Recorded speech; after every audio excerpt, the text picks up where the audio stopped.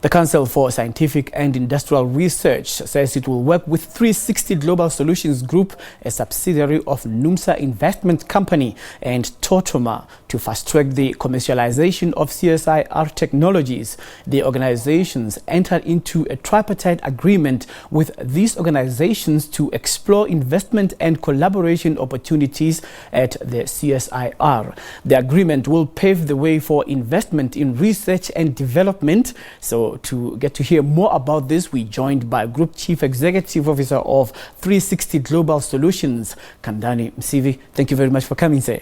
Thank you for having me, Colin. All right, so we spoke about this 5 months ago. Yes. This project has been in the oven for quite some time now. I believe the dumpling is ready to be sliced up, so how much achievement have you made? I think the last time we spoke, I was sharing with you our overall biotech strategy. And if you went to our website, 3Sixty Biomedicine, you'll see that we've launched a product, Cape Sativa, which is a product that is used for skin conditions that are prone to eczema and acne.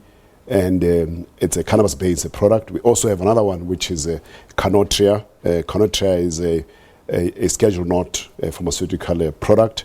We're also rolling out our women's health products under the brand name of Salome. And there's about 6 products that are coming out. 2 already in the market. There's 4 that will be released in the next 3 to 4 months. Mm-hmm. So the question was, how far is South Africa in as far as technological innovations are concerned? Given that when you compare that to the world stage, you would find that South Africa would then have to answer the question, are you playing catching up, or are you actually coming up with your own left strategy? If you look at the CSIR and you also look at what some of the South African universities are doing, we're quite ahead of the world. In fact, a lot of technologies that are commercialized in other parts of the world actually come from South Africa, right? And we were fortunate in that we managed to pick the opportunity with the CSIR, in that what we're going to be doing in early January is to launch the first of our product with the CSIR, which is the question that you asked earlier, which is about the treatment of malaria. And there's a follow-up, because what we've decided as a group is to focus as well with the CSIR and our other partners on communicable diseases, right? So diseases like malaria, TB, and HIV/AIDS form part of our focus as an organization. All right. Now, from the concept of think globally and act locally, it sounds very interesting. But right now, when you have to think globally and looking at the impact of the coronavirus, South Africa is now part of that problem. Do you think that when forming partnerships, you will have to now think in terms of international collaborations, given the bilateral relations that South Africa has with other economic regions? When you look at BRICS, when you look at the direct relations with the United States, the advent of Brexit, and looking at Europe and the Far East, yes. The problem here is that what kind of engagement is going to be induced when you have to deal with the spread of coronavirus, the restrictions of travel arrangements and the like? The international collaborations are very much imperative for every South African business. In particular, the coronavirus doesn't just bring in threats, it also brings in opportunities. Because our understanding of the biotech environment now is that South Africa is not that far behind in terms of a scientific discovery and formulation of new products. But South Africa's problem is the commercialization of its IP, right? In that we lack the kind of venture capital that exists in the US and in the East, right?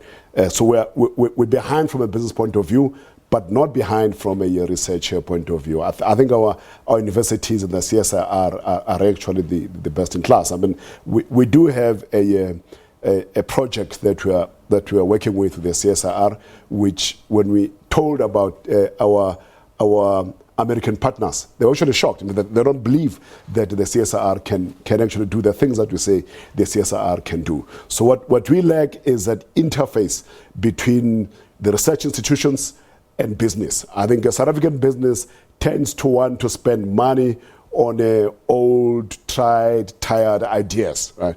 We're not spending money on the greenfields projects and begin to tackle old problems with new solutions or new problems with reformulated older solutions. We struggle at that interface. We don't struggle at the research. I think we've seen that there's enough research taking place, but there's very little money chasing the research in order to commercialize the product. That comes as a shock because, I mean, like in 2017, when you look at the research and the paper or book that was launched by Claude Schwab, when he was saying that the Industrial Revolution is upon us and executives need to think in line with new technological innovation in as far as the whole spectrum of innovations. Now, if you are alluding to the fact that they want tired, long, tried and tested ideas, what happens when there has to be innovation that is in line with moving away from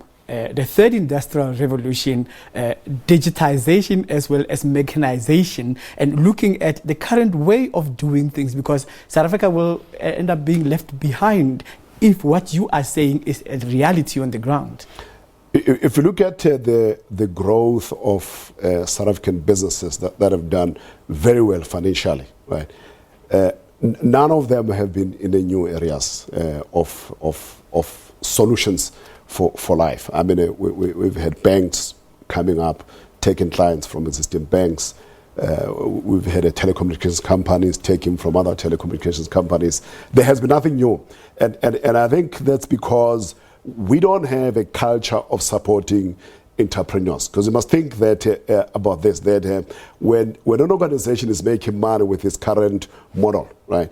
It's got what we call the immune system that kills new ideas. Right? And new ideas come from entrepreneurs. But entrepreneurs don't have the capital. Big companies sit with the capital and they continue to return it to shareholders or they keep it. I mean, you've heard about the investment strike, right?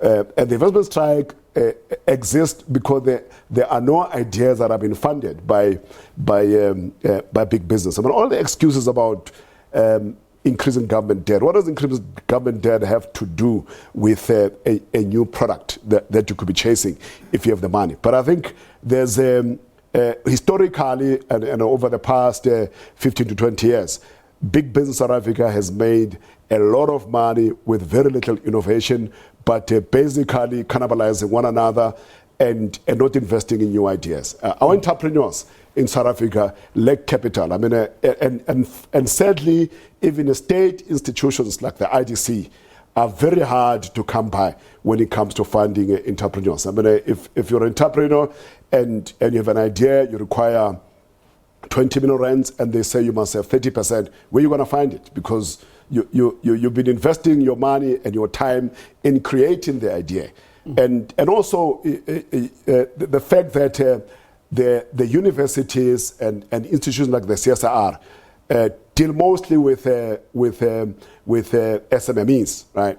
But the SMMEs don't have the capital to fund these projects. I think we need a combination of a big business coming into the party, and the state as well becoming much bolder with its developmental institutions in terms of supporting entrepreneurs. All right. So I actually need to steal Peter's time because our time is up right now. But I mean, like, given that there's going to be an economic downturn, given the coronavirus, do you think South Africa has really a justified position in terms of its economic relations with countries like China when the situation is going to turn south?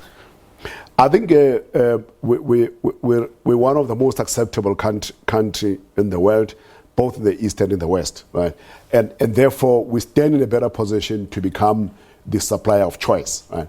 But unfortunately, we haven't geared ourselves up for those opportunities, because trust me, the world is not going to be the same post COVID-19, and we cannot just be bystanders, because if you're a bystander, you're not going to get anything, right? This country should be looking at opportunities that come with this crisis that the world is at, and position ourselves as to what are we going to become as South Africa post-COVID-19. And I don't think there's enough work that has been done in that area, and an understanding that a crisis brings opportunities as well. It doesn't just bring problems, it brings opportunities as well for us as a country. All right. So, yeah, what South Africa is going to come up with as an opportunity in this crisis leaves much to be desired. But thank you very much for your time. You're welcome. Right. It's the Group Chief Executive Officer of 3Sixty Global Solutions, Khandani Msibi.